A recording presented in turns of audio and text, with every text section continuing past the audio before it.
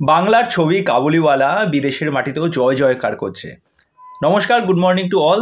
গতকাল একটা আর্টিকেল বেরিয়েছে আনন্দবাজার অনলাইনে, দেখার সাথে সাথেই আমার এই বিষয়টা আপনাদের সাথে শেয়ার করতে খুব ইচ্ছা করলো।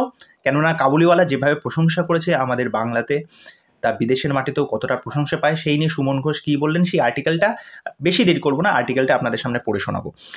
তা ক্লাসিক সাহিত্য নির্ভর সিনেমার ক্ষেত্রে ভুল ত্রুটির আশঙ্কা থাকেই, কিন্তু পরিচালক এই পরীক্ষায় উতরে গিয়েছেন।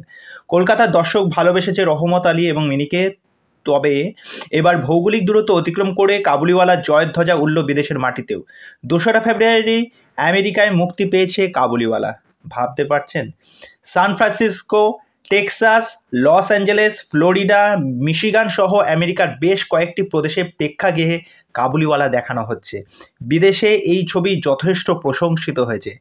কাবুলিওয়ালার দেখে মুগ্ধ বিলেতের দর্শক, আমাদের বাঙালি দর্শক না, বিলেতের দর্শক মুগ্ধ হয়ে গেছে। যাই হোক, 1965 সালে ভারত পাকিস্তানের যুদ্ধের প্রেক্ষাপটে পর্দায় কাবুলিওয়ালার মিনি গল্প বলেছেন পরিচালক। আবেগ, স্নেহ আর মনুষ্যত্বের এই যুগলবন্দি বিদেশের মাটিতেও সফল। ধর্মীয় সম্প্রীতির বার্তা দেওয়া এই ছবির ক্ষেত্রে যা একটা নতুন মাইল ফলক বলা যেতে পারে। কতটা খুশি পরিচালক, সুমন ঘোষ কি বলছে?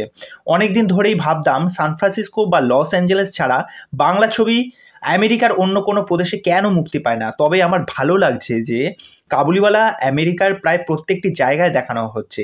অন্য হলিউড ছবির মতো আমেরিকায় মুক্তি পেয়েছে এই ছবি। ধন্যবাদ এসবিএফকে। 2022 সালে মিঠুন চক্রবর্তী এবং দেব অভিনীত প্রজাপতি ছবিটি নন্দনে জায়গা পায়নি। তা নিয়ে টলিপাড়ায় এই বিতর্ক একসময় রাজনৈতিক মহলেও চর্চা হয়ে দাঁড়ায়, কিন্তু গত বছর মিঠুনের কাবুলিওয়ালা নন্দনে মুক্তি পায়। তা বুঝতে পারছেন মিঠুন চক্রবর্তী কত বড় একজন গ্লোবাল স্টার। তাই এটা আর বলার অপেক্ষা রাখে না। মানে বিদেশে এতগুলো জায়গায়, এতগুলো প্রেক্ষাগৃহে কাবুলিওয়ালা মুক্তি পেয়েছে, এত প্রশংসা। আমাদের তো পশ্চিমবাংলায় তো আছেই। আমার চ্যানেলে যত কটা কাবুলিওয়ালা নিয়ে আমি যত কটা ভিডিও করেছি, মানুষ ভূয়সী প্রশংসা করেছে। সুমন ঘোষের, মিঠুন চক্রবর্তীর, মিনির, প্রত্যেকের। এটা একটা সত্যি অনবদ্য বিষয়, এটা আমার একটা গর্বের বিষয়। মানে এই আপডেটটা যদি শেয়ার না করতাম, তাহলে আমার মানে মন থেকে বিষয়টা মানে ক্লিয়ার হচ্ছিল না যে না, এই বিষয়টা শেয়ার করবোই, তোমাদের সাথে শেয়ার করা উচিত বিষয়টা। তা এসবিএফ অফিসিয়াল যেটা ইনস্টাগ্রাম হ্যান্ডেল পেজ, সেখানে গিয়েও দেখবেন মিঠুন চক্রবর্তী একটা স্পেশাল ভিডিও দিয়েছেন, একটা মেসেজ দিয়েছেন। আপনারা ওখানে গিয়েও চেক করে দেখতে পারেন, তিনি বলেছেন কথাটা।